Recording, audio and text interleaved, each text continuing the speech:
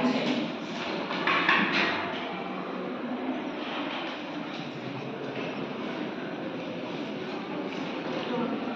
Good afternoon, class. Am I audible, right? You can hear, right? Okay. Good morning, good afternoon, everyone. So today I'll be giving one of the topic from medical studies and nursing, which is digestive system, and the topic is GERD.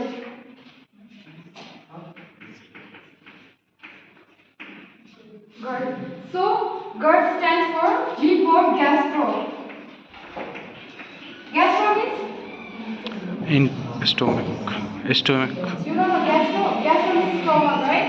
Gastro, E for esophagus. R for reflux. And D for disease. So, GERD stands for gastroesophagus reflux disease. Okay? So, it is a chronic condition in which there will be backflow of gastric content, means the content that is present in the stomach into the esophagus due to weak or damage in the lower esophageal sphincter. So, if I show about this.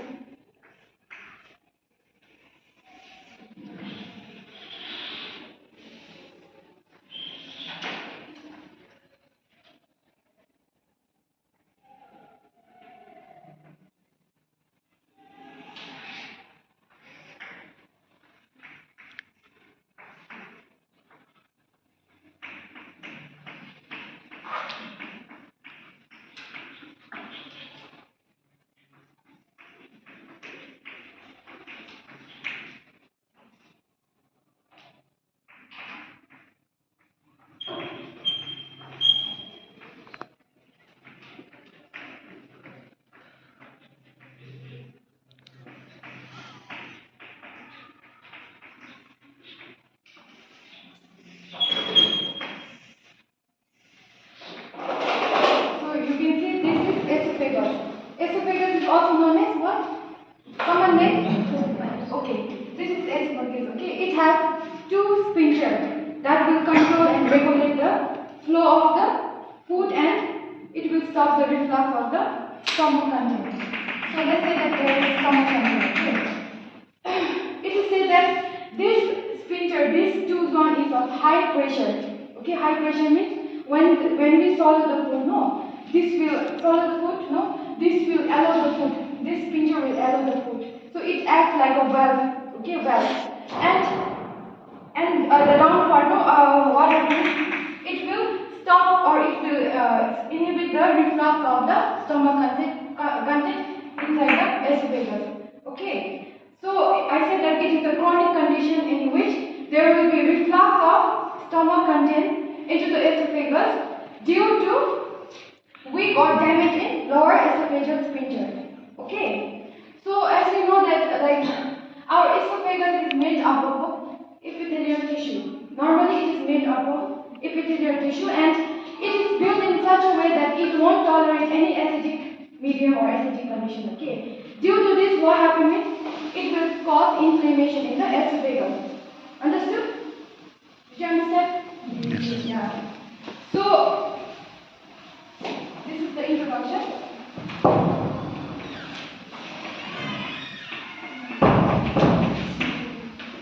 So now the definition.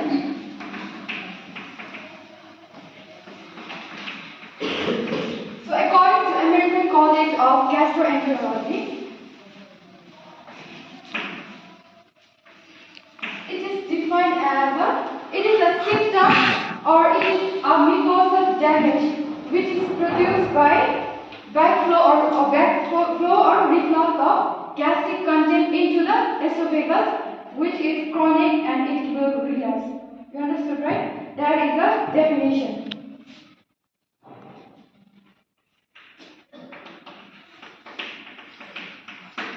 So prevalence means it is said that 20% of adults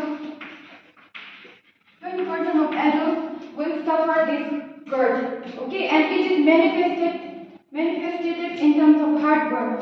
Heartburn means sometimes when we overeat, no, we feel like some burning sensation, right? Something like sour taste in our pharynx. That is what that is called as regurgitation. Okay, and we will have some burning sensation over our retrocostal area. Okay, so that is the incident. And now if I talk about the causes or etiology.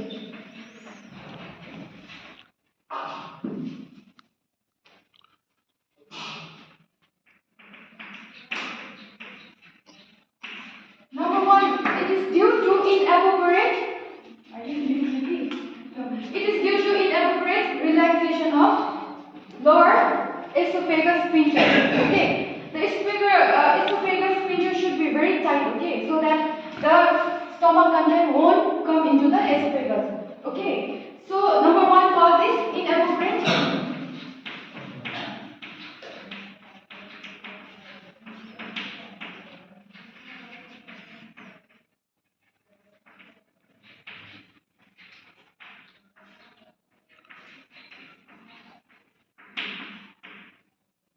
Number one cause is inappropriate relaxation of lower esophageal sphincter. Okay. Number two is hiatal hernia. Do you guys know what hiatal hernia is? You know what hernia is? Yes. Hernia. Tell me. Just tell me what you understand what hernia is. It should be like this one. Tell me. Hernia, just hernia. What is it? So hernia means it is a protrusion of any intestinal or any gastrointestinal content through the sweet muscles. Okay. So hiatal hernia means in this what happens means a stomach content. Okay, stomach content will come like it will move to the esophagus and it will come out from the diaphragm muscle. Okay. So this is one of the cause for GERD. Understood, right? And number three is agents that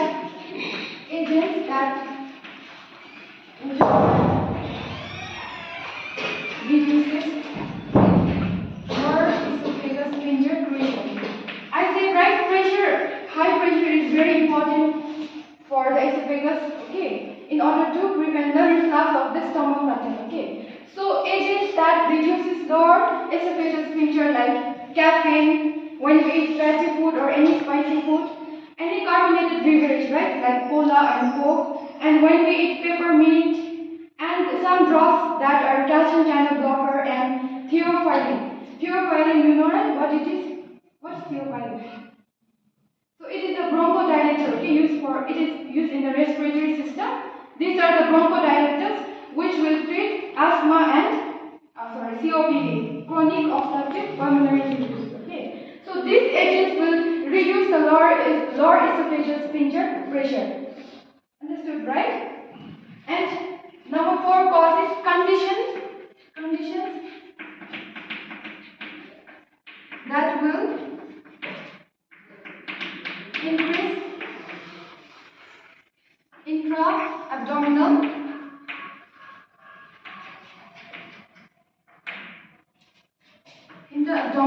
pressure.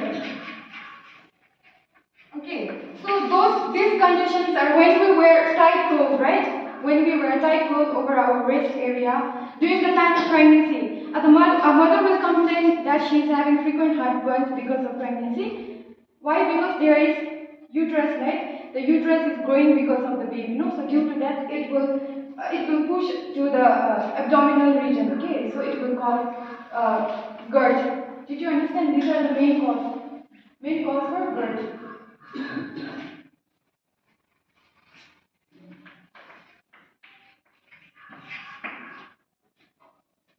So now the factors that will aggravate GERD. We'll talk about the factors that will aggravate GERD.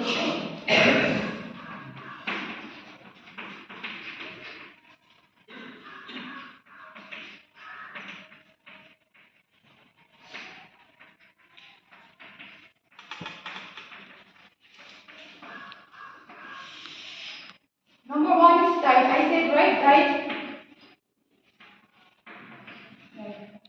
Like food substances, like I said, food which is very fatty and spicy, carbonated beverages, those calcium, only the food carbonated beverages, spicy food, peppermint, those who drink cola and all, no, these are this factor will aggravate into GERD formation. Understood, right? And number 2 is position or activity.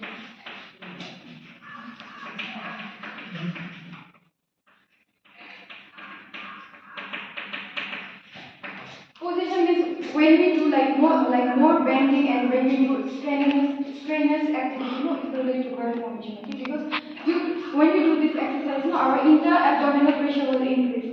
So this will lead to GERD formation. Okay. And number 3 is external pressure.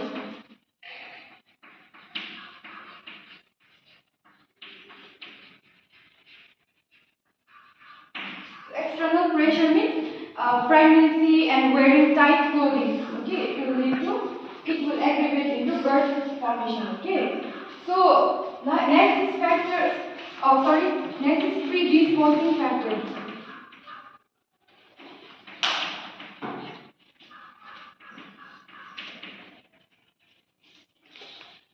Predisposing factors. Number 1 is pyloric surgery.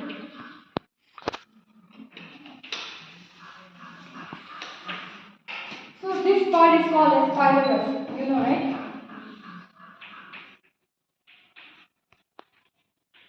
So any alteration or any surgical intervention done in this pylorus will cause reflux of bile and gastric juice from the gallbladder towards the stomach, okay, and it will lead to GERD formation.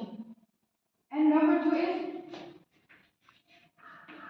nasogastric inhibition.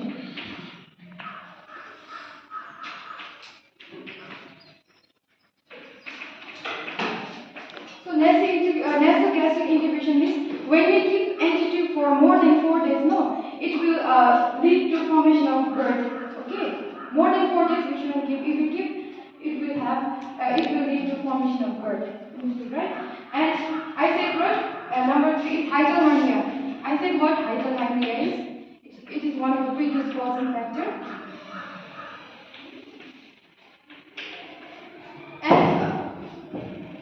And any activity or position, okay, it will lead to GERD formation. So we have covered factors.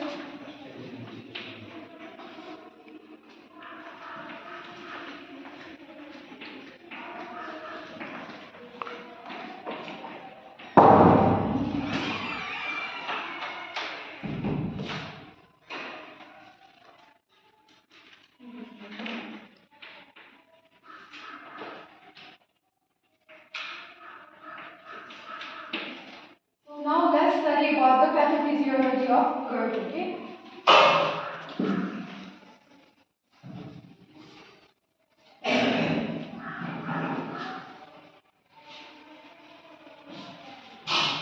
So pathophysiology, due to all the ecological factors,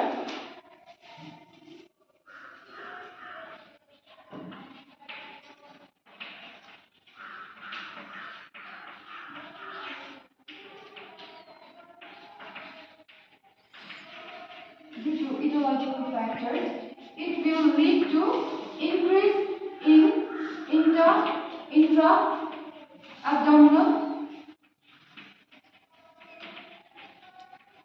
pressure and decrease in lower esophageal sphincter pressure. So due to ecological factor, what happens is our intra-abdominal pressure will increase and there will be decrease in lower esophageal sphincter pressure. Okay. Due to this, what happens is there will be reflux of gastric content into the esophagus. Okay. So due to this, what happens is due to reflux of the gastric content, it will cause inflammation. Okay, inflammation of esophagus.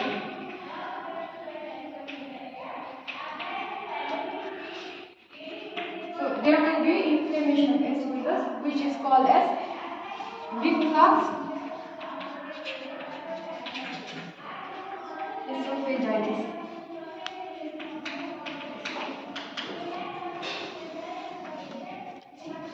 So after that, And after that, what happened means, again due to frequent reflux of the gastric content, no, it will lead to hyperemia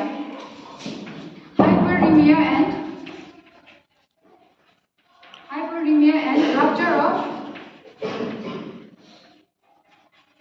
of minor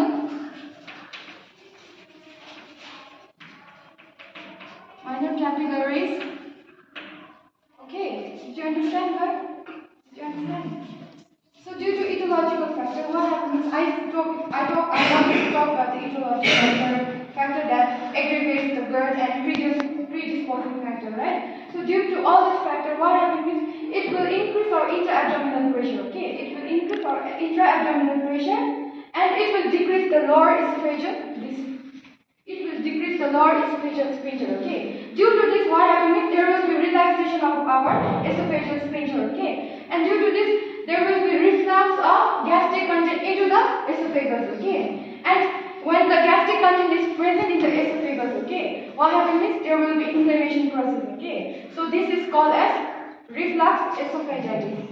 Okay, and further due to frequent reflux of the gastric content, what happens is there will be hyperemia and rupture of minor capillaries. Okay, so blood vessel that is present inside the esophagus will rupture because of recurrent reflux of the gastric content. Okay, and due to this, what happens is there will be changes in epithelium.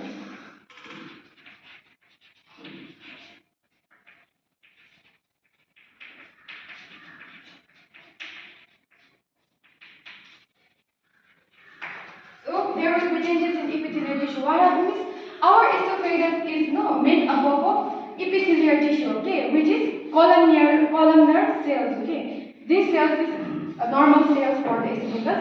But what happens is when there is recurrent reflux of the gastric content, this epithelial tissue will get inflamed, okay, and after that they will try to heal, right? After healing process, what happens is this epithelial tissue will be replaced by another form of cells, okay, which is sarcoma cell, okay.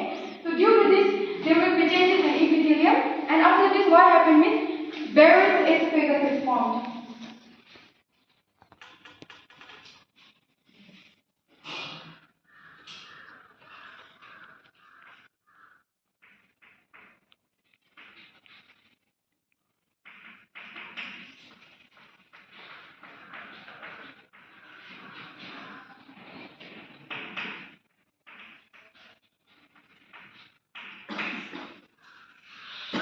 So here, the Barrett esophagus is formed, in which the normal epithelial cells will be replaced by the sarcoma cell. Okay, so this is called as Barrett esophagus, and later it will progress into adenocarcinoma. Okay, later it will progress into adenocarcinoma.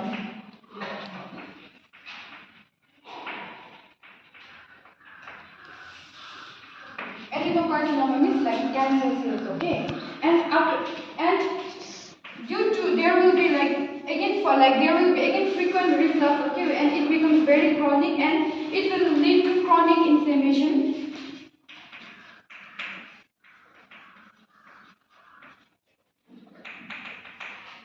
Chronic inflammation of the esophagus, okay. So due to further and frequent reflux of the gastric content, it will form a chronic inflammation in the esophagus, okay. Due to this, what happens is again one healing process will take place, okay. Healing process will take place. I said right here the epithelial tissue will be replaced by sarcomas tissue, okay. In this, what happens is the epithelial cells that lines the esophagus will be replaced by a fibrous tissue, okay, a very thick tissue, okay, and at last it will lead to formation of esophageal stricture.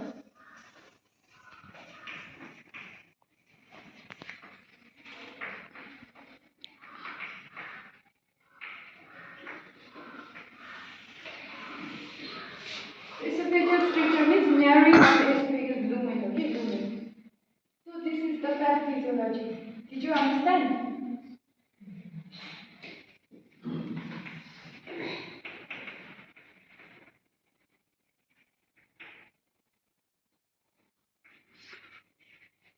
Now let us study about the clinical manifestation.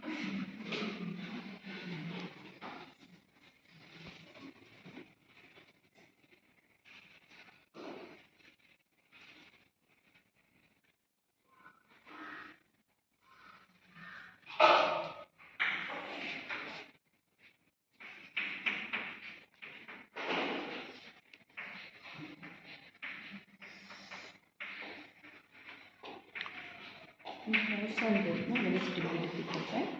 You have to immediately download it and take it. Okay.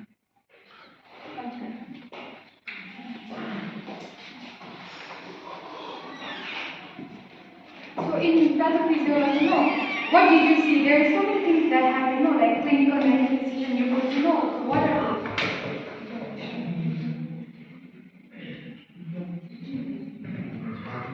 There was inflammation of esophagus, so the condition is called as